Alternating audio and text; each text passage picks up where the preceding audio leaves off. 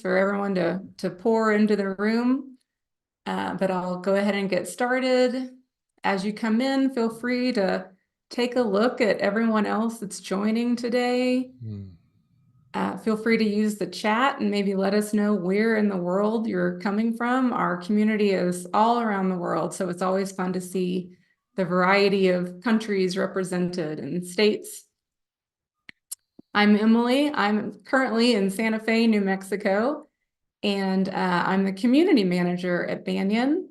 We're so thrilled to have Rick joining us today. So again, just take a moment, get settled, take in everybody's faces. Today we'll begin with a little Q&A. Our team has already gathered some questions for Rick, so I'll begin with those questions. And then as you're listening, if you have questions that come up in your mind, we're going to use the Q&A feature that you can see at the bottom of the screen. If you don't see it, you can click on the More button and you'll see that there. But that kind of helps us to organize your questions. We ask that if you do have a question for Rick, that you keep your your video on so that we can see that you're present and attentive and ready to engage. And maybe just only put in one question. And then if you notice that the thing you have in mind might already be asked by somebody else, maybe you can think of something else. And then you'll also have the ability to vote for questions that you would like to see answered. So I love seeing where everybody's joining from. Zurich, Germany, Ireland. And then are you in California today, Rick? Yes, just north of San Francisco. Okay, great.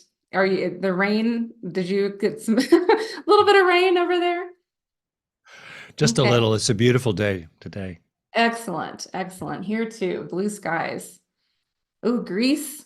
I love seeing everybody all over the world. Okay. Well, I think I'll go over it one more time just real quick. If you have questions for Rick as we're engaging today, use the Q&A feature to put that in, and then you can vote up each other's questions. If you have trouble using that, we have Jody and Margaret behind the scenes, and you should be able to write a note to them as well. But I'll ask that you not direct message me. I won't be I won't be reading messages today. I'll be working to stay engaged with Rick.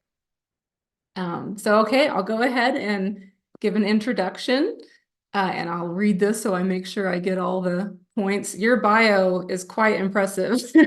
Feel free to just two-sentence it if you like. Okay. Well, Rick Hanson is a psychologist and senior fellow at UC Berkeley's Greater Good Science Center. He's also a New York Times best-selling author. His work's been featured on CBS, NPR, and the BBC, lectured at NASA, Google, Oxford, and Harvard. So 7 books in 31 languages. And we've been lucky enough at Banyan to create groups around your books, Making Great Relationships and Neurodharma, which allow people to come together, read it, practice every week together. It's been incredible, the feedback we've received from our members being able to practice your work. So thank you so much for being here today. I'll go ahead and hand it over to you so you can maybe begin however you'd like, but I know we were open to settling in together and maybe starting with meditation. It's a real pleasure and an honor to be here in this community of practice. And going all the way back to our hunter-gatherer ancestors and their bands together, forming their own communities of practice rooted in indigenous wisdom, and then all the way through the various contemplative traditions and modern forms of that, to sit in community with each other, to be in community with each other, it is so beautiful. To be with each other, to be for each other, be alongside each other, as the proverb from Africa puts it, to be walking each other home. What a nice thing. So I'm really very grateful, really, to be here.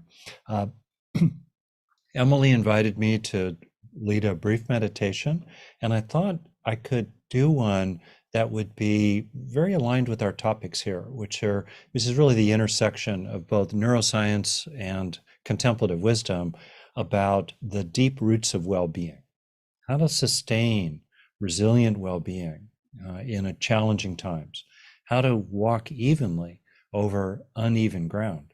How do we actually do that? There are different kinds of meditation, many different types. Some of the most fundamental forms of meditation involve sustained mindfulness and nothing else. So choiceless awareness. We're not trying to influence the mind stream in any way. We're just simply utterly being present with whatever's arising. This particular meditation, including in this context of doing something online, will be more of a pointing out instruction, more of a cultivation practice. So just know that it's not the only way to meditate, but for 7, 8-ish, 9-ish minutes maybe, that's what we'll be doing here. And I'll be encouraging you to be aware of and to open into, gently invite, not stress or strain, no pressure here, gently invite qualities of being that are the essence of well-being, in which we rest increasingly in a sense of fullness and balance rather than something missing, something wrong. Okay, and we're going to do that in terms of 3 overarching needs to common structure: for connection, for satisfaction, and for safety. So we'll just think of this as a bit of an experiment. Well, let's give it a whirl. So, like any practice, feel really free to go your own way. Keep your eyes open or closed. If something's really difficult for you and problematic, it's okay to immediately disengage. Take care of yourself here. So, here we go. The first thing to be aware of is the felt sense of connectedness, perhaps with an awareness of feelings of breathing around your heart. I'll do it with you. Opening the heart,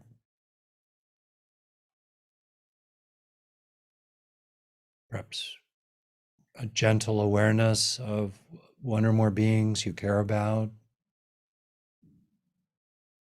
you feel caring toward.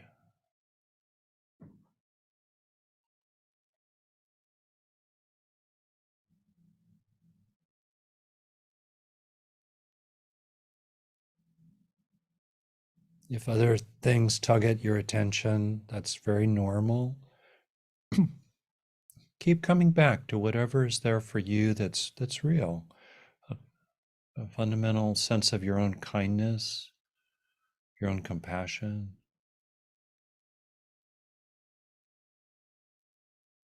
Different aspects of warm-heartedness.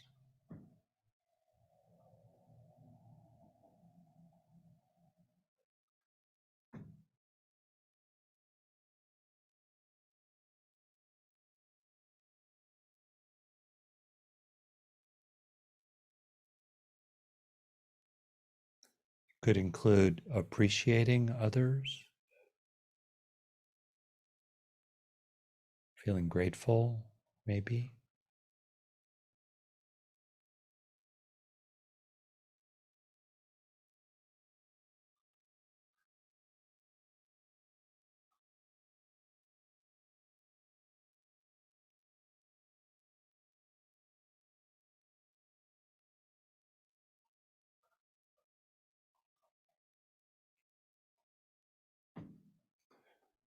Perhaps staying in touch with sensations around the heart as you breathe.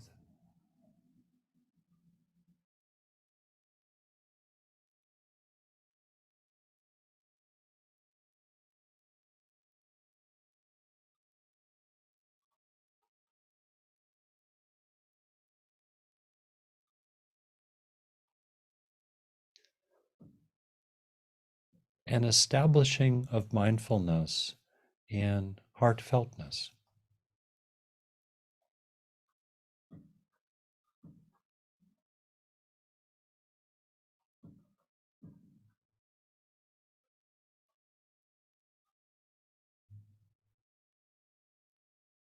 including, if you can do this right now, a sense of receiving heart from others, not getting complicated about it, letting go of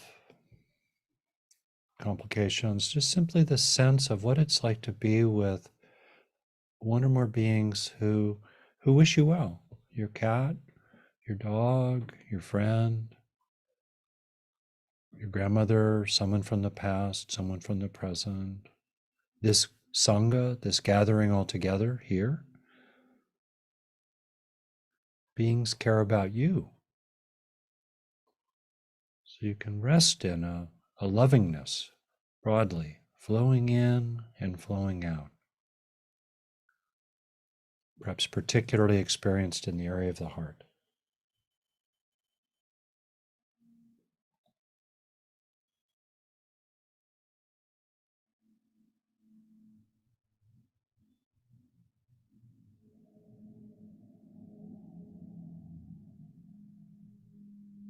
You might have a sense of other things falling away as you rest in the heart increasingly. Stresses, concerns about yourself, falling away, resting in well being in the heart.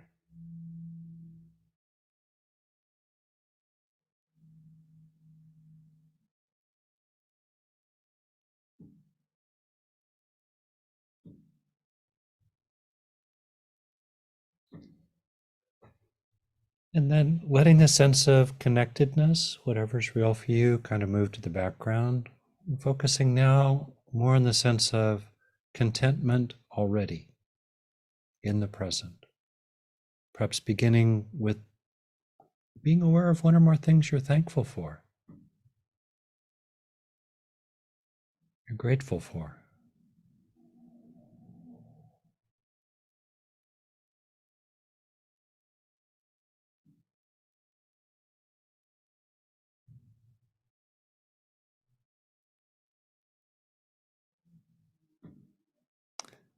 Perhaps being aware of one or more things that are just factually true in the present, in your life, that you can feel good about.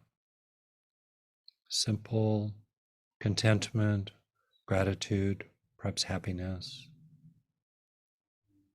Not trying to crave this, more like opening into it.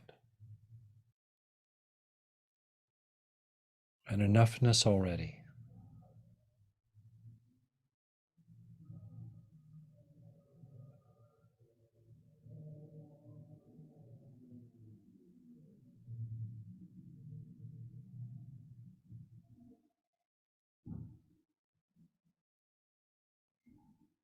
Not trying to push away disappointments or frustrations, not resisting them at all. Simply as you can, exploring the sense of contentment as your object of attention, your object of meditation. Feeling content in the present, whatever the past has been or the future might hold. Letting go of discontent and finding contentment in the present as you can.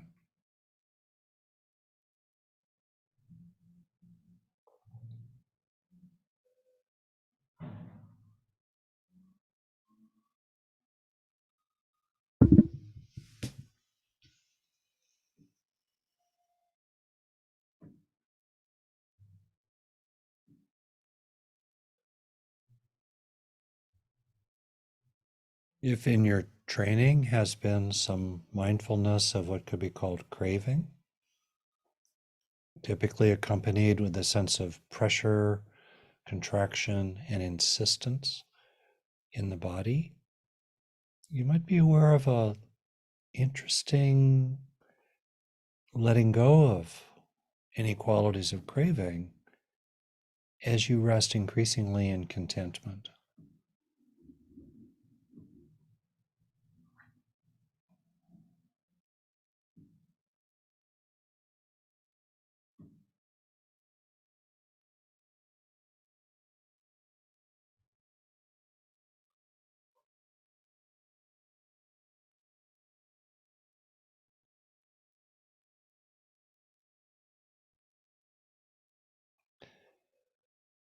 And then letting that sense of contentment, thankfulness, perhaps, ease, move to the background as it might, and focusing here on a sense of peacefulness, that in the present you're basically all right. You're safe enough in the present, not denying threats or pain or difficulties, simply locating an underlying sense of calming, of tranquility under the surface of everything, deliberately just letting go of unnecessary anxiety, being mindful of any habits of bracing or guarding, seeing if you can soften them naturally, perhaps as you breathe. So you're resting more and more in a sense of calm strength.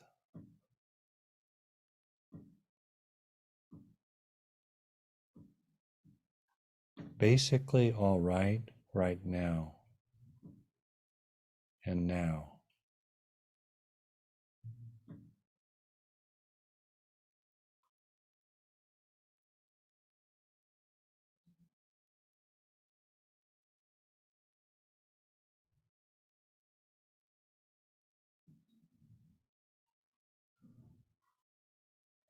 It's interesting to observe habits of anxiety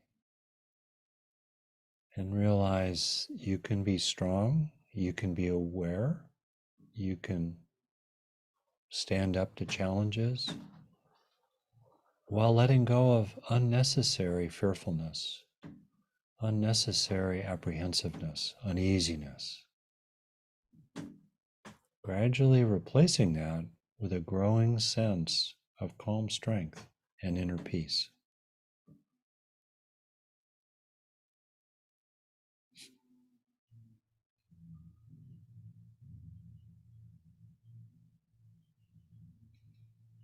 And so, finishing here in our final minute, you might explore a kind of global blending of lovingness, contentment, and peacefulness in the present, whatever you can find that's authentic for you.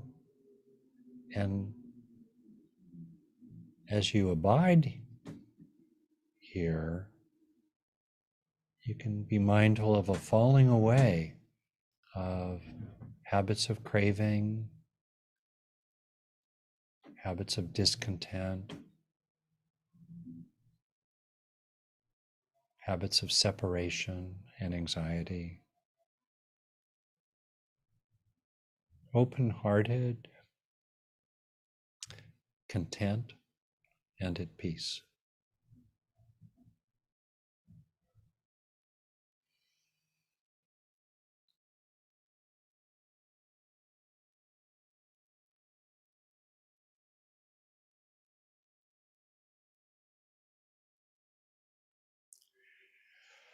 So come on back, although actually you might be more present than ever. Uh, Bringing the practice to a close and turning it back to Emily here to guide us to the next portion. Thank you so much, Rick. Really appreciate that. Even, yeah, right now I can appreciate letting go of anxieties and being present with you. And I feel like I heard a little bit in your guidance, and I'm curious about what is it around the word, the choosing of the words well-being in a lot of your work versus happiness. And I think the striving word came up, but I'm curious what you, yeah, what's the difference and why do we put focus on well-being over Mm, happiness? yeah. I'm going to answer that if I could in kind of three steps. You know, so Absolutely. Yeah. So first step is we have to deal with challenges in life, right? Of all kinds, social justice issues, local problems. Right now, no big deal. I'm in my second week of a seems like a fairly mild but still real case of COVID. So Mm. my throat's a little weird and my body's a little off. We have challenges. Okay. We have to deal with them. And the question then is, how do we deal with them? Do we deal with them on the basis of fear, frustration, hatred, inadequacy, or do we deal with them on the basis of a kind of sense of calm strength, a sense of gratitude and fullness already, and on a basis of a kind of open, warm heart? How do we do that? And that's a really interesting question. And the answer to it is basically twofold, grounded in brain science, as well as clearly the path laid out by the great contemplative teachers who did not have access to MRIs and so forth, but they knew how to practice. Uh, Basically, you grow inner strengths of various kinds, including mindfulness, compassion, and things like resilience, social skills, internal skills, and so forth. You grow strengths that help you cope with challenges without getting uh, hijacked by fighting, fleeing, and freezing. And second, you repeatedly internalize the felt sense, as we did in that meditative practice, of peacefulness, contentment, and love already, which becomes more and more your underlying trait deep down inside. That then enables you to sustain well being in the face of life's challenges. So there's a method to the madness here that's very grounded in the challenges of the real world. Build up those strengths and repeatedly internalize an authentic sense, right, of enoughness already in various forms. Second, as I would say, a practicing Buddhist, and I'm willing to use that word for myself, I'm deeply interested, particularly in early Buddhism, and which is enormously psychological. And of course, I'm a practicing therapist too. So what a surprise. And the Buddha's drive theory of suffering, where he points out that craving, a sense of drivenness, contraction, pressure, often saturated with the sense of me, myself, and I, is such a major driver of unnecessary suffering, right? There's a certain amount of inherent pain in life, but then we add various things to it that are rooted in this machinery of craving. Okay. So the more that we can undo the causes of craving, the more that we can rest in a fundamental well-being and also do less harm to others. So how in the world do you not crave? Whoa, that's tough because the body and the brain is designed to crave. You know, um, our ancestors who craved a lot were more likely to pass on genes that passed on genes. And here we are today. Okay. Well, craving comes from, it's a drive. It's based on a felt sense of a need being unmet in the present. Aha. So the more that we can help ourselves meet our needs in the present, primarily for safety, satisfaction, and connection, which we explored in the meditation, and the more that we help ourselves enter the present with an underlying sense of enoughness of needs being met, that undermines the machinery of craving. And so that eventually, aided by insight and ultimately mystery, we're able to abide in the present with very little, if not no craving whatsoever. So that's the why of it all. And so obviously we still have to recognize the reality that for many people, obviously the reasons why they crave, there's an insufficiency of meeting their needs. And it's easy to frame what we're talking about as some kind of upper middle way, as people say. But in fact, the more that you're being let down by the world around you, and the more that you're being structurally mistreated, it's just simply a sad fact that the more important it is to do these practices that I'm talking about becoming increasingly self-reliant in a sense by growing strengths inside and being able to rest increasingly in this kind of underlying core of unshakable, resilient well-being, on the surface of which could well be outrage, sorrow, anxiety, physical pain, and all the rest of that. But deep down inside, in the core of your being, there's a kind of stillness there. There's a kind of equanimity that the great teachers have pointed to, that increasingly becomes expanded, and you can bring it into increasingly challenging situations. So to me, that's the project. I hope I didn't go on over long there, but that's the fundamental point, and it's incredibly hopeful because one breath at a time, 1 minute at a time, one drop at a time, one synapse at a time, we really can gradually defuel the habits of contracted craving and gradually build up these inner resources that can enable us to deal with serious challenges in life, but on the basis of an underlying sense of resilient well-being. Thank you. Can you speak a little bit to how we can gradually build up these inner resources?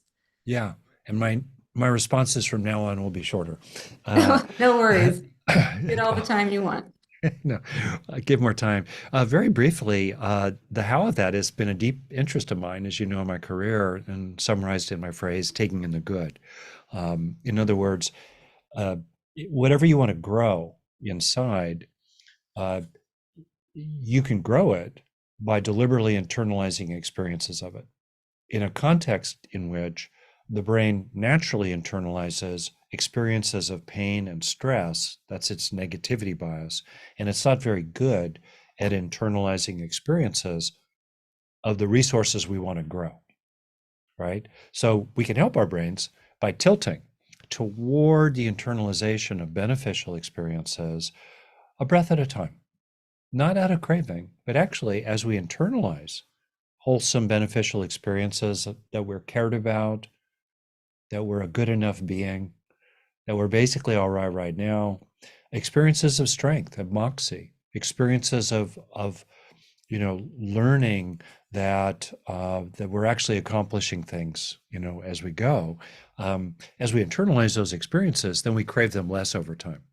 So there's a lot of positive neuroplasticity that has to do with the how of changing your brain. People might be interested in, and someone might put it in the link, this published paper called Learning to Learn from Positive Experiences, which describes the evidence-based neuroscience of 8 separate different ways we can help ourselves steepen our growth curve as we go through life.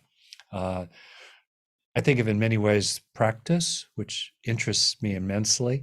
And the people I respect most as teachers have also been immensely interested in practice. I think of practice as like a 3-legged stool. In the language of early Buddhism, or a key language of Pali, metta, sati, and bhavana. Heart, mindfulness, and learning, bhavana, cultivation. And so I'm talking here about how you can help yourself cultivate. So yeah, when you experience something that feels useful to you, slow it down. You know what I mean? Don't whip on to the next thing so fast. Don't let other people distract you, for a breath at a time. Sustain the experience. That's one of the 8 methods that increase neuroplastic change, duration of experience. Increase the duration, 5, 10, 20 seconds in a row, maybe more. In a formal meditation, basically where we dwell increasingly becomes what dwells within us, for better or worse. So you can extend the duration, but certainly in real life, in everyday life, half a breath, a full breath, a few breaths in a row. Stay with it. Second, feel it in your body. So there you are with someone and you feel like, oh, they actually like me, or, oh, I got that done, or, oh, I'm actually not such a schmo. Oh, whatever it might be, feel it in your body. And then third neuroplastic method of change, among 8 that are evidence-based, focus on what's rewarding about it, what's enjoyable or meaningful about it. Because the brain is designed to learn from experiences that are sustained, embodied, and rewarding. And bit by bit, the proverb being, think not lightly of good, thinking that it will not come to me. Drop by drop is the water pot filled. Likewise, the wise one gradually fills oneself with good, drop by drop. And that's the how of it. And which I love, because at a time that we feel pushed around by forces, the economy, people, events, like, whoa, we have profound influence in the inner sanctum, the inner sanctuary, the inner temple, sacred temple of our innermost being. And no one can defeat us there. No one can stop you from growing a little, learning a little, healing a little every day, but no one can do it for you. And so you earn the fruits of your practice. You're right that no one can do it for us. Absolutely. Can you speak a little bit to the heal method, the steps involved there? Because I know Oh, that. Go ahead. sure. That's kind of a simple framework. It's a how. Thanks for queuing that up. So it's basically the how of cultivation of bhavanam. How do you help yourself? Uh, and I did not invent these methods. Researchers have identified these 8 different tools, but I've kind of pulled it into a simple structure with the HEAL, HEAL acronym. Step one is to have some kind of experience that's beneficial for you. And it could be not happy dappy. It might be a healthy sense of remorse. Mm. Or you've finished the bag of potato chips, or you've finished the 6 pack of beer, and you realize, or you finish yelling at somebody online, maybe or not, and you go, wow, that was not so good. You want to help that sink in too, right? So you start with an experience that's beneficial, often because it's already there, or because you kind of are creating it deliberately, like in a meditative practice where you're deliberately moving through open-heartedness, contentment, and inner peace. Okay, now you're having it. The song's playing in the inner iPod. It's time to record it. So you can then turn on the recorder in 3 distinct ways: E, A, and L. E for enrich the experience, 5 ways to do that: extend the duration of it, increase the intensity of it, uh, expand the multimodality of it. In other words, add different aspects of experience to it, like feeling in your body in particular. Fourth method to enrich it is to focus on what's novel about it, what's fresh, or to bring a general beginner's mind to an experience. And then fifth is salience, personal relevance. Why would it be meaningful to me, given, in my case, feeling like a total dork going through school as a young kid and shy kid, when I was young? Why would it matter to me to take in an experience of people valuing me and including me? And then you can also absorb it, which means heightening the sensitization of the brain by intention. Now you're intending to internalize this, you're intending to be changed by it. You can also have a sense of sensing that it is coming into you, like water into a sponge, or a light spreading in you, or a soft rain coming down, a soothing balm. And also focus, as I've said, on what you like about it, what's rewarding about it. So those are 8. Here we go. 3, 5, 8 different ways to change your brain for the better. You don't have to do them all, but one's good, mo better. Okay. And then link, L for link, is the optional step. It's optional because it's not necessary for neuroplastic change. It is necessary ultimately in healing trauma. Okay. But it's the linking step, and it's also optional because sometimes people can't do linking because it's overwhelming. It's linking is being aware of positive and negative side by side, except positive is bigger. I'm using the word positive and negative loosely. So hypothetically, my case, I would be aware of feeling included and valued by somebody in the present, while also being aware, off to the side of awareness, of old feelings from 4th grade of being picked last for sports teams because I was scrawny and wore glasses, for example. And so because you're aware of both together, the positive can go into the negative, it associates with it, and can gradually ease it, soothe it, and eventually replace it. Don't do linking if you're going to get hijacked by the negative. Sometimes a lot of therapeutic approaches, including for trauma, do linking in various ways. Again, I did not invent that method. I've just deeply burrowed into the how of it, though, and including the neurology of it. So that's the structure: have, enrich, absorb, link. Practically, if you spend a handful of times each day to slow down to take in the good, it'll change your day and gradually change your life. Just boom, and you'll feel differently. Partly because you're starting to notice what's worth taking in, even and the more difficult your life, the more important it is to do this. And you could also particularly look for a key experience or a key inner strength to grow that you really zeroed in on. You can apply it to your own meditative practice. I'm applying this myself a lot to the immediacy of the recognition of impermanence in the present and the releasing of the contraction of selfing in the present. You know, not to flatter, I mean, that's a fairly sophisticated thing, but it's valuable. So whatever you want to focus on, know what you're focusing on. What are you trying to grow these days? Right? Including maybe I'm growing the releasing of that old sense of being a schmo. That's helpful. And then I think deliberate practice, in your meditation, maybe do choiceless awareness for a while, and perhaps if it's helpful to you, let it really land. Wow, what this way of being is like.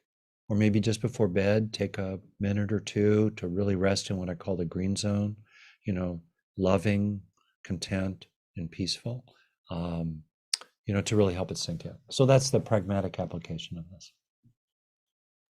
Thank you for that. Do you have any, I'm thinking about how do you know when you're ready to link? Like if it feels scary to bring something in from the past, and then are there any tips you have around letting those past experiences go? Oh, yeah. It's a frame. I think of all the psychospiritual tools that are in the warehouse of 10,000 tools, they tend to sort into 3 rooms. Being with what's there, releasing what's problematic, growing what's beneficial. Letting be, letting go, letting in. So it's helpful to understand where we're located in that warehouse. What I'm focusing on is the how of letting in, the how of growing the good that lasts inside you, and the why of growing the good that lasts. Okay, so there's often a rhythm in which something's upsetting, and we start by being with it. We practice rain, we recognize it, we allow it, we investigate it, and we nurture ourselves around it, maybe also with a sense of not selfing, N for not selfing or nurturing. Okay, we might do that, acknowledging Michelle McDonald, who came up with that in the first place, and then Tara Brach, who's really, really, really developed it further. So we do that, okay? And then we deliberately start shifting into releasing. Okay, now I've kind of gotten it. We've moved through the R, the A, and the I, and now we're moving into forms of N, nurturing or not selfing. So we're releasing. And then at some point it feels like, okay, what do I want to replace this with? Now that I've pulled weeds in the garden of my mind, what are the flowers I want to plant in their place? So often there's a natural rhythm. And if you move too quickly into releasing and replacing, and it doesn't feel like it has traction, you probably need to go back to being with it at a deeper level or more fully. And sometimes you need to resource yourself to be able to be with it most fully and go all the way in. So there's a natural knowing there. I think of these as Goldilocks transitions, the just right. And sometimes material will arise that's quite familiar to you at this point. Within seconds, you're moving into releasing and replacing. Other times you go, whoa, whoa, slow this one down. There's more here. I wonder what is going on here. So there's kind of a natural knowing about that, I think. And then with regard to linking in particular, sometimes what happens is you start with pain, I'll call it that, some form of distress or maybe there's like the contracted drivenness towards something. You start with it, it's there, you practice with it, and then you think, what's the alternative to this? What's the wiser way? I mean this in a really useful sense. What would the great teachers do? What do my wiser friends do about this that I could open into alongside this difficulty? So I'm doing linking there based on starting with some so-called negative material. Alternately, if you know your own mind to some extent, those places inside that have been wounded, or those places inside that have had a lack. So you can have the presence of the bad or the absence of the good in your history. For me, the main issues for me were not the presence of the bad. I wasn't traumatized, but it was a very thin soup of social supplies for me that I took in as a kid. So there was an empty, longing place inside. Either way, if you know that about yourself, and you also know what is the medicine for that issue, what is the matched resource for that particular need that's unmet, then when you start to experience that positive thing that's the medicine you need. It's the vitamin C for your scurvy. You don't need iron or B vitamins or protein for your scurvy. You need vitamin C.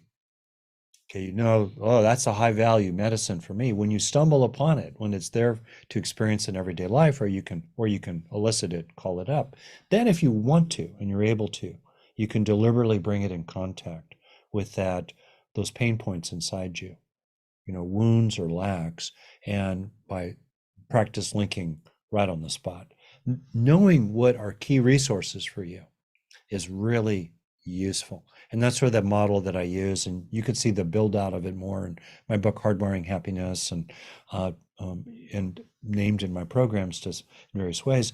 If you start thinking about what's the unmet need, like safety or satisfaction or connection, you could start thinking about what inner strengths or what inner resources would be most useful to develop that can really, really help with that particular need.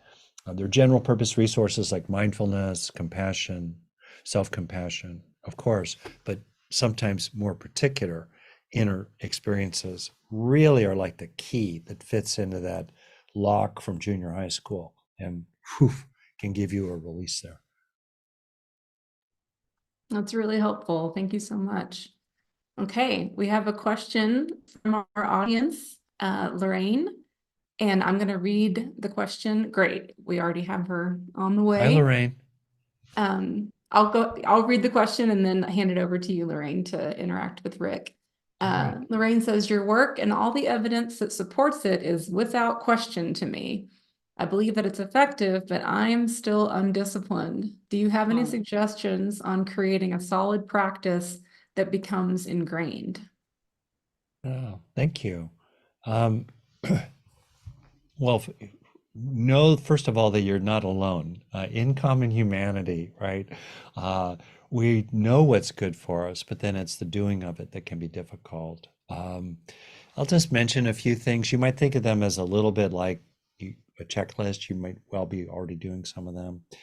One is just having community of practice, like a practice buddy. I have friends who send a little text to a buddy each day about one thing they're grateful for that day, or they just acknowledge, yeah, I did something meditative for a minute or more today.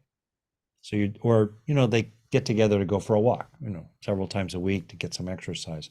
That's really useful. Maybe once a week. They come together. I have an online meditation program. Cloud Song is fantastic. It brings that social support. That's useful. Uh, uh, Second, creating a bit of a routine for oneself so that routinely, maybe before you get out of bed, you do a little thing in your mind. Like for quite a long time, quite formally, I took refuge in various things before getting out of bed. I also kind of reestablished my purpose in life. I still do that routinely for getting out of bed. That becomes a routine for you. Maybe just before bed you do a thing. I think it's cool that I heard that Ignatius Loyola in the Middle Ages, founder of the Jesuits, said, and with a lot of focus on different kinds of practices in a Christian contemplative frame, said, if you let go of everything you do except one thing, retain the thing you do just before sleep. And because just before sleep, it has a lot of effect for us. So that would be a thing. And then maybe I'll just mention a third thing and see what you think about it, and you can hear from other people too.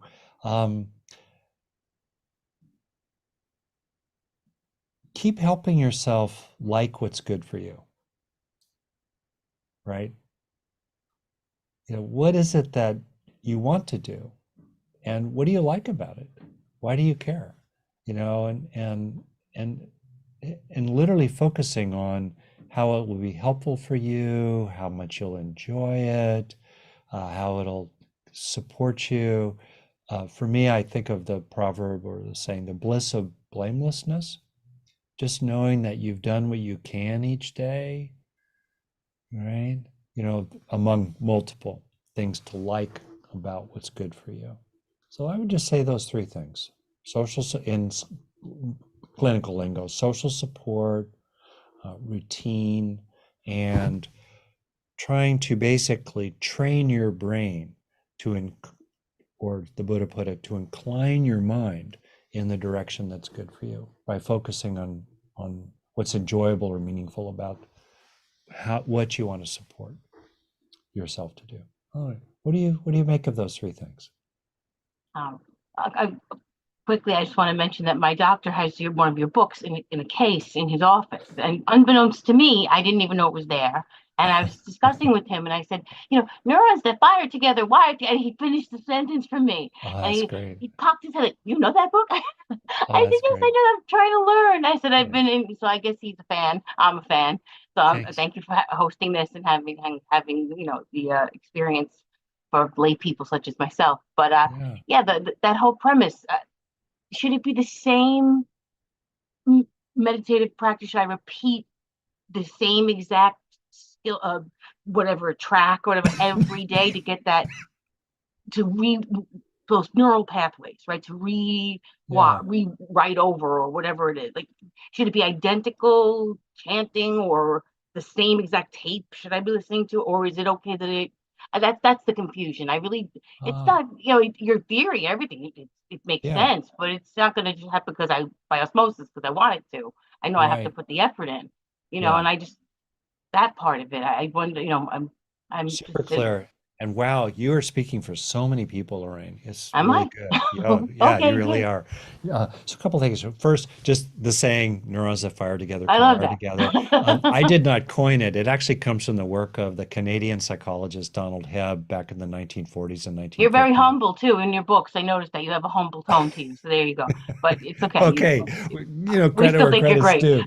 Um, Appreciate that. So, well, what is it you're trying to encourage yourself to do more? The neuroplasticity. I mean, Okay. before I really understood trauma or anything, Yeah. it's not really a funny joke, but to me it was a joke. I used to say, I need an exorcism. I can't stand it anymore. Like, I want to get these Yeah. stuff, and Yeah. it's not funny. I mean, it could be funny but it's not if you Right. think about it. That's how I wasn't even hearing myself, Yeah. realizing that I'm so torn with whatever feels ingrained in me. The Yeah. thought, I'm my own worst enemy now. No one's traumatizing me but me. Yeah. And my So let's work repetitive thinking, backwards. Let's work backwards you know. from what is it you'd like to grow more of inside yourself? Like one key thing that kind of stands Hmm. out, like, and it might be what your heart really longs for or your innermost wisdom No, knows well, be good more medicine for importantly, you. honestly, just a self. I'm learning more. I listened to your son about Dick Schwartz. What was it? Dick Schwartz, Uh-huh. IFS, talking about Yeah. big S self. But I really like to. At the end of the day, there's a lot of stuff I'd like to focus on self. Cultivating that. Making that stronger. Exercising Okay. that muscle. So first of all, please forgive me for doing this at warp speed with you, No, and then I'm always it's at a warp speed. that's good. It's Yeah, okay. I'll speak to that. Yeah. So what I'm hearing you say, I'll just retranslate a little bit for myself, is that, like a core of um, of stable well-being and presence, right? On in which that you can return to, you can draw on, and gradually it starts to become more and more the wallpaper of your mind. It starts to infuse your inner atmosphere, this kind of, people might say, centered or Mhm. present. Okay, you're wanting to cultivate that. And what I would say then is that it would serve you to marinate psychologically in various versions of peacefulness, contentment, and love. And if you can, underneath that, resting increasingly as awareness. Now, the problem is it's hard to rest as awareness for more than a few seconds in a row if we're, first of all, by our nature, kind of jumping around in our minds, and second, if there's a felt sense of unmet need. That's why I think it's really helpful to uh, train the brain to be more able to enter into concentration, shamatha practices, where you're more stably sustaining an experience, because that will also help you stabilize in awareness and the ground of everything eventually, but also to really cultivate for the scared animal. And not to get into it, Lorraine, but I'm Oh, sure in no, your no, history, a no. lot of mistreatment of you, bad things happened, tough, and they landed hard, etc. So of course that the scared animal of the body is all kind of twitchy and, rattled like a, It's or always, I don't think I've ever been yeah, in, so. hyper alert. And you think about a rescue dog or Uh-huh. cat, what they're like, understandably. So we want to calm the body. So I would just suggest to you, either it might help to listen to a guided meditation. Tara has wonderful material. I've got guided practices, other people as well, whoever you like, that, in short, that help you kind of come home to, okay, right now. Breathing is ongoing, body is calming, okay, right now. You bring intuitively, I think, helpful to you to kind of increase the sense of connectedness, in part by being aware of your own good-heartedness, your own kindness, your own sweetness, your own capacity, which for you is quite really strong, to see good, in others. You can see good in your doctor, you see good in me. It's clearly present, right? So now you're marinating in an emotionally rich experience, which is stimulating enough to help you stay present. The breath is boring. Just tracking the breath at the upper nose, boring. Yeah, I've been Marinating. practicing different, people. They're Yeah. all wonderful. Don't get me wrong, but exactly, it's like, where do I fit? Like with the Yeah. science component and some I of it would, just seems a little too superfluous for me. Like, yeah, I would no encourage criticism to you, people. come So home. I'm afraid I'm going to be not wasting my time, but Yeah, again, yeah, not laying down that track yeah, that I want to lay down if exactly. I My don't encouragement for focus. you Yeah. would be to do what I do myself, Yeah. No. Yeah. which is to come home. Coming home to an underlying authentic, finding that sense in the moment of an underlying all rightness, you're safe enough in the present, anxiety can fall away, finding an underlying sense of thankfulness and contentment that's authentic in the present. Like what's enjoyable about simply slowing down, being present, finding that and marinating in it. And So also guided, find you're saying verbal, probably it would be good for me guided, versus but I mean, there's yeah, sound, but with people sound, practice, you can do it music sound, yourself. but Yeah, initially you're saying doing something guided. probably. Like, Yeah, if that would probably help too, because your attention is moving around from this or that. But the point is, you're trying to dwell. You're dwelling. You're resting your mind on what draws your heart, right? And so the sense of what draws the heart uh, needs to be rich and juicy and luscious and delicious and compelling to help our minds rest there.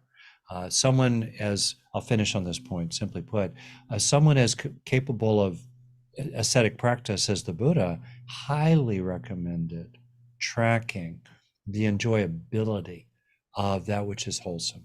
So we naturally rest in it increasingly. And as you do that, your neurons are going to be firing together and wiring together because you're going to be marinating in this homecoming. Okay, I better leave it there. Hopefully that thank you was so useful. much. Yeah. It was a pleasure and an honor. Thank you. Oh, yeah. And Thank you remember, so this much. is I'm our such a natural fan. home. I have Neurodharma there next, Resilient Okay. there. I'm waiting. I have a stack. Yeah. Tara I got Brooke, you I think, too. quoted a proverb to me one time that blew my mind. It's so good. The root of all sickness is homesickness. Wow. And so, by the other is true as well. The root of all health is homecoming in many, many deep ways, including our home and the ultimate ground of all. So we're speaking here about a homecoming. Okay, back to Thank you Emily. so much. Thanks a lot, Lorraine.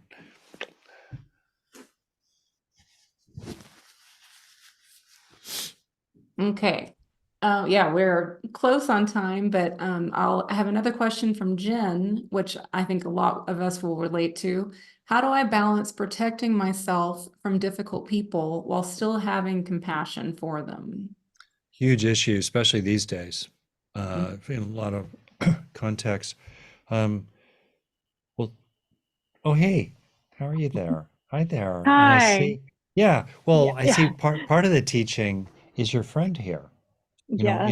Inner allies is really important. So that would Mhm. be something I would kind of wonder about and think about increasing the sense of, by repeatedly taking in the experiences of that. I think that helps. Um, there are various things I talk about in the book, Making Great Relationships, about this practice. I'll just tell you some things that I do. Maybe I'll just kind of go through them kind of quickly. So, and this could be a person who's mistreated you, who's hurt you. could be a person we disagree with politically, like what, you know, or maybe someone we worry about and we want to help, but we can't, right? So different things. Uh, One is I think it does help to kind of be able to ground in the heart, you know, to sustain caring.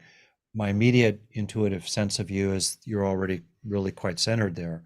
So then so then the challenge becomes more like fuzzy boundaries. Yeah, I mean, yeah, I have to admit, this question is actually written by some of the Cloud Sangha people, but I really resonated with it. And I would add, like, the difficult people are my family, and I am traumatized. So, Yeah, it's, I can be centered in certain contexts and yeah. easily triggered in others. Yeah. Yeah, yeah. Okay. So, you know, good general purpose path, you know, it's a lifelong path. I'm still on it of building up that sense of being on your own side, Mm. resting in your own worth, you know, a kind of a felt sense of your own goodness, and you know the general purpose capacities of kind of equanimity where you realize that you're differentiated from others. They're over Mm. there, you're over here.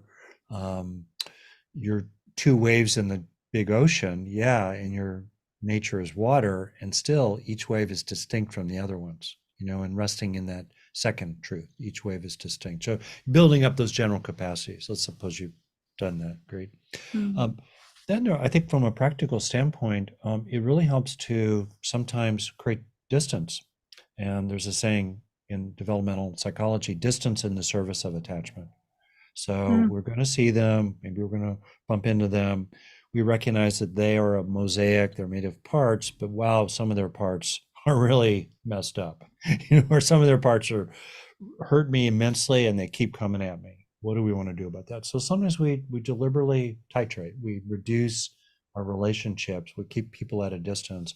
We do, for example, what I call resizing the relationship, in which we start carving out certain things, like we're not going to spend the night there, or we're not going to Mm. talk to them after they've started drinking, or if Mm. they cross certain lines, we're just going to disconnect. We're going to end the text conversation or hang up the phone. You know, we're just not going to go there. We're not going to talk about politics, right? We're not going to try to convince them about what really happened in your childhood because they're never going to admit it. For example, we carve those out. So there's a place for that.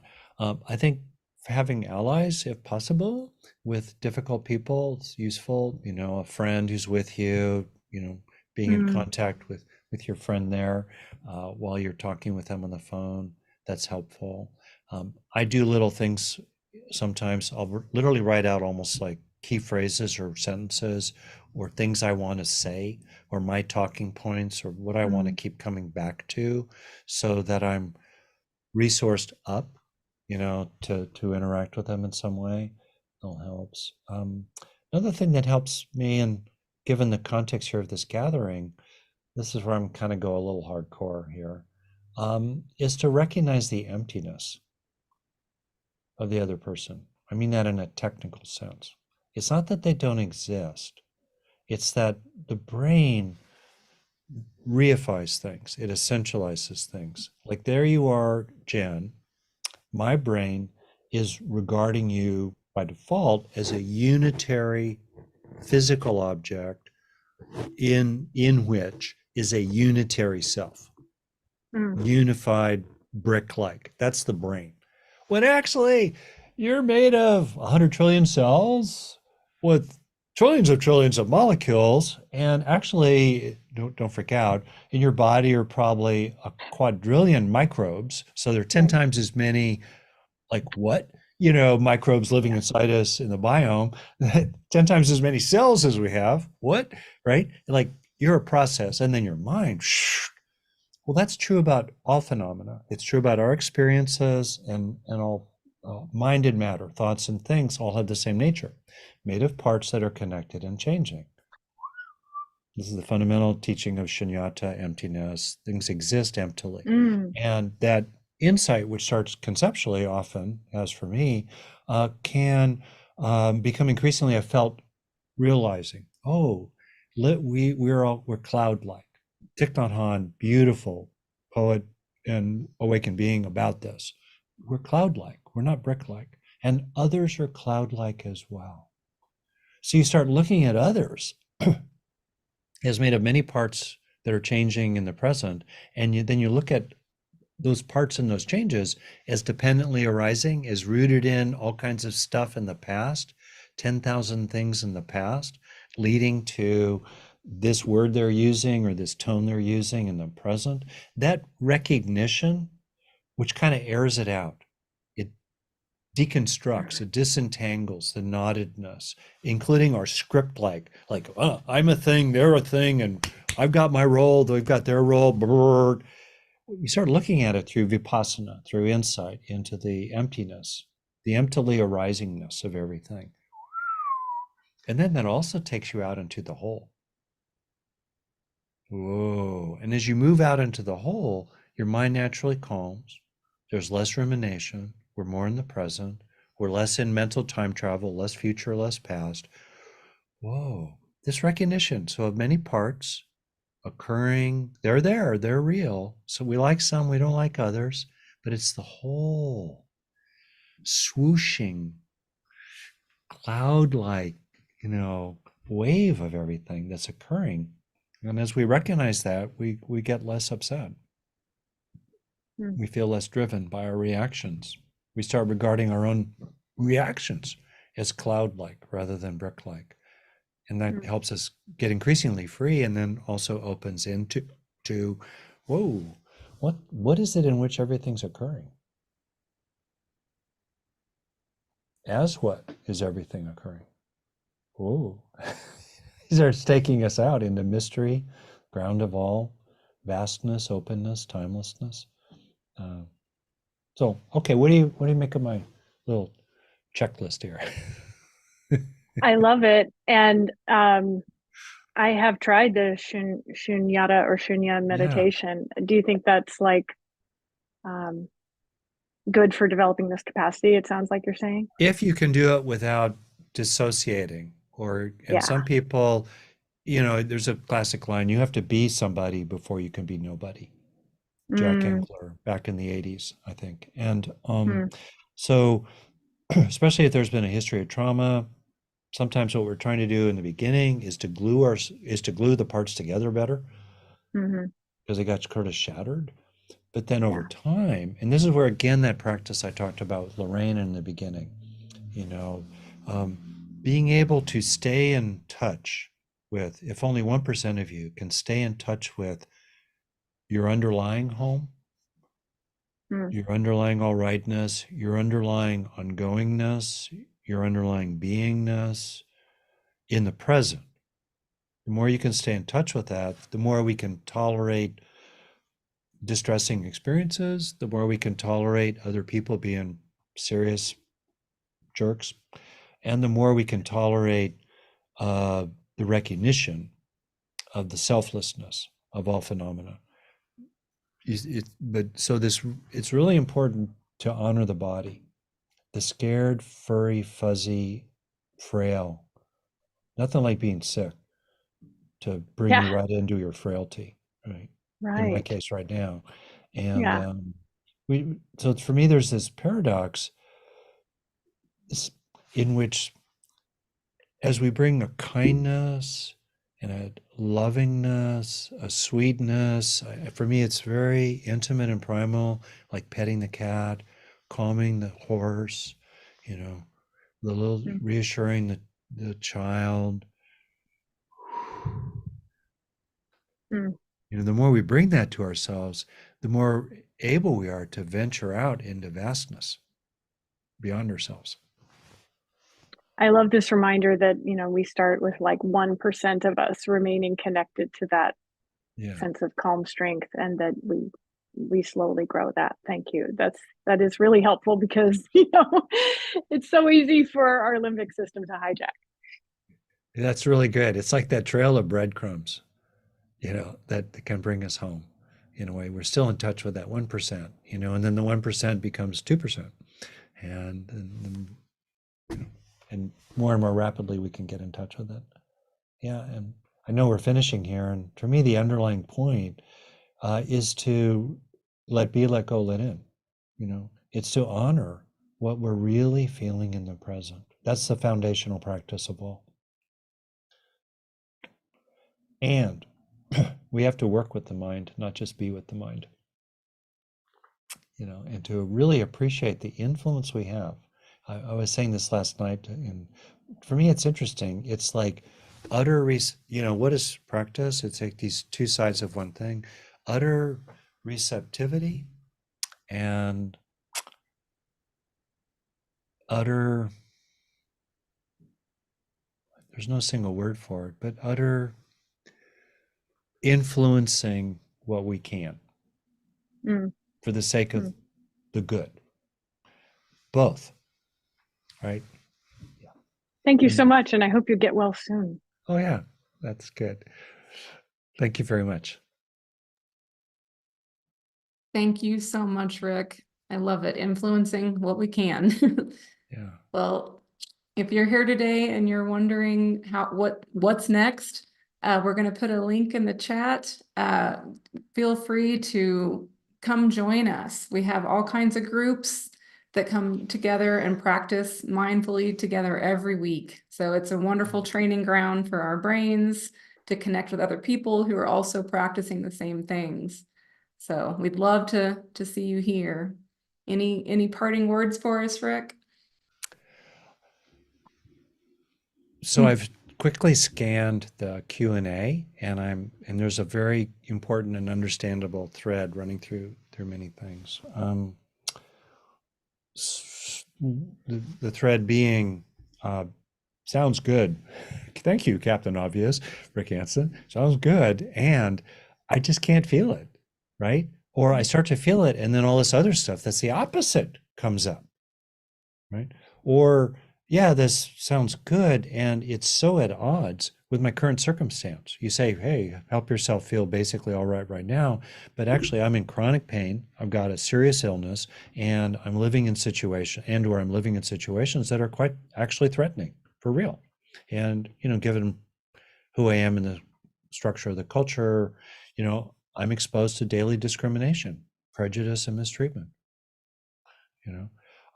Okay. First point,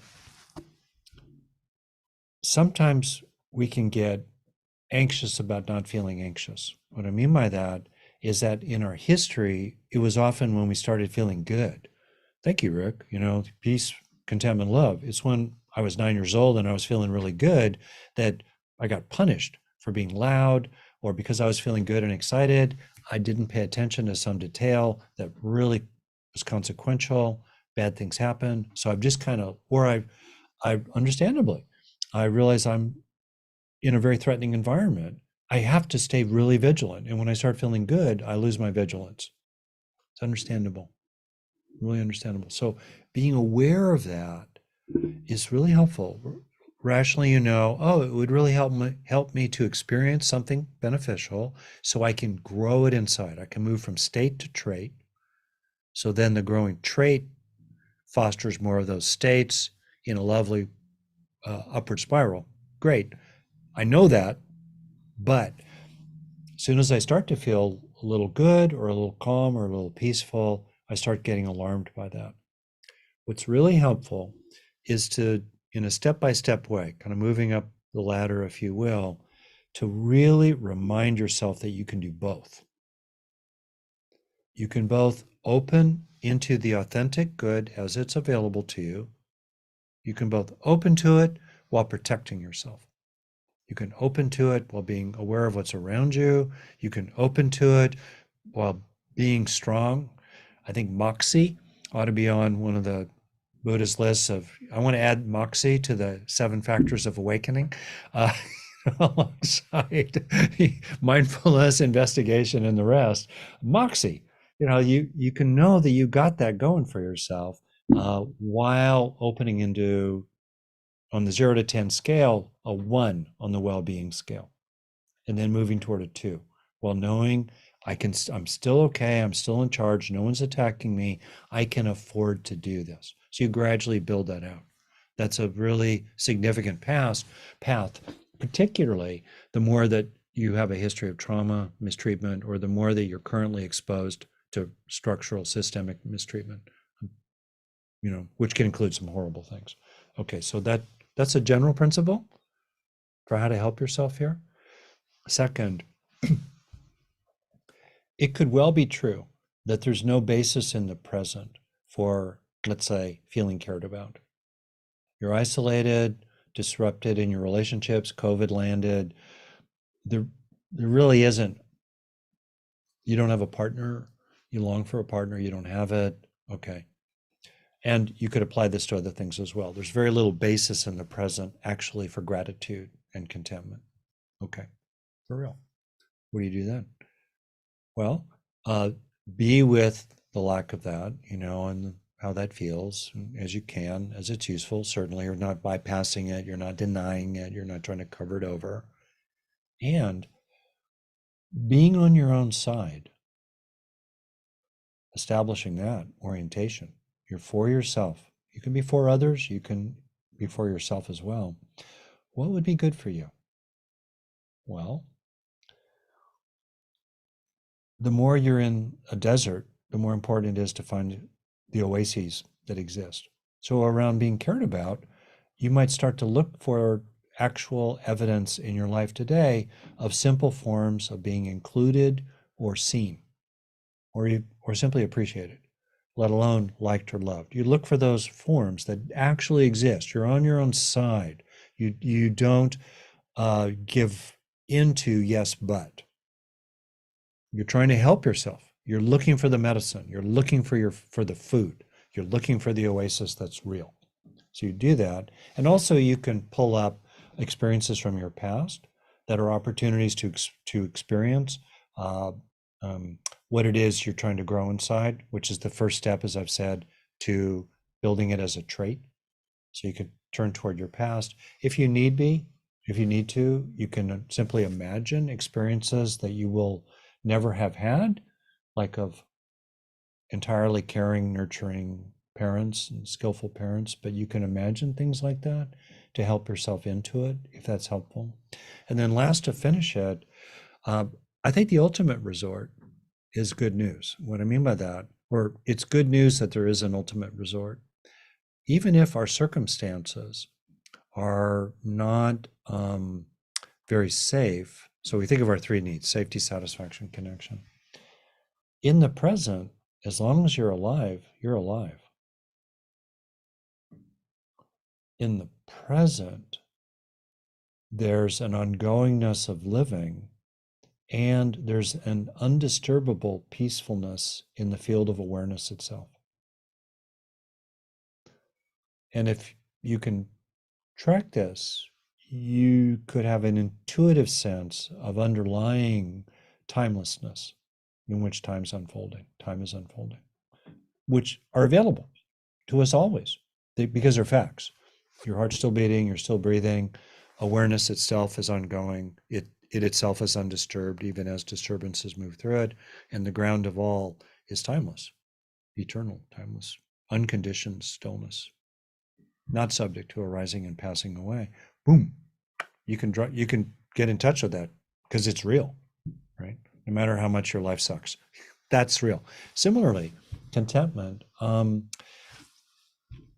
the present, the arisingness of hearing, seeing, tasting, touching, thinking, when you open to it, it's like almost overwhelming, right? It's so full. So if you're really opening to the phenomenology of the actuality of your own experiencing, like all of it, how could anyone want for more? It itself is deeply satisfying. Itself is deeply filling. It's inherent. No matter how much is missing in the environment you've got, or whatever your losses have been, the fullness of the present moment of experiencing is ecstatic when we fully open to it. Again, always available. Good news. I like good news, right? And then also connected. We're inherently connected, right? Inner being, codependent arising. We're inherently connected. You can have a sense of that. And beyond, in addition to that, you have a good heart. You have a good heart. You may have done bad things. I've done bad things. I know I have a good heart. You know, it pains me to have done bad things. Remorse is part of a good heart. You know, if you're grieving, it's because you're loving. And grieving is loving. You have a good heart. That's always there. Maybe you're unaware of it. Maybe it's covered over or hindered, greed and hatred and ill will and whatever. But underneath it all, you always have a good heart. You really do have a good heart. And there can be the knowing of that in the present, which is inherently connecting. Right? So these three ways are always available to us in profound ways. And if you're interested in the upper reaches, you know, of practice and awakening, these recognitions in a felt way that I'm referring to here, underlying stillness, peacefulness, all rightness, timelessness, inherent fullness in each moment, the incredible giftedness of the arising of the next moment of creation in the expanding Big Bang universe. Thank you, right? And as you're aware of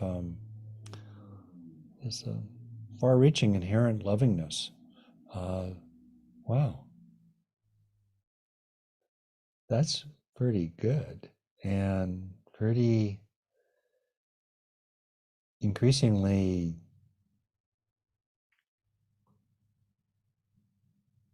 an expression, an embodied expression in the present of awakening. You know, Suzuki Roshi said, I'm not so sure there are enlightened beings. I am sure there are enlightened moments.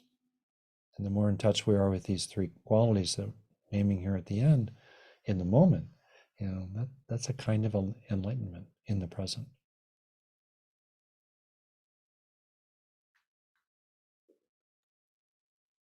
Thank you so much, Rick. Thank you for taking a little extra time to speak to what's alive in our audience today. Yeah. It's apparent you have a good heart. So thank you for everything that you've shared in all of your books and today.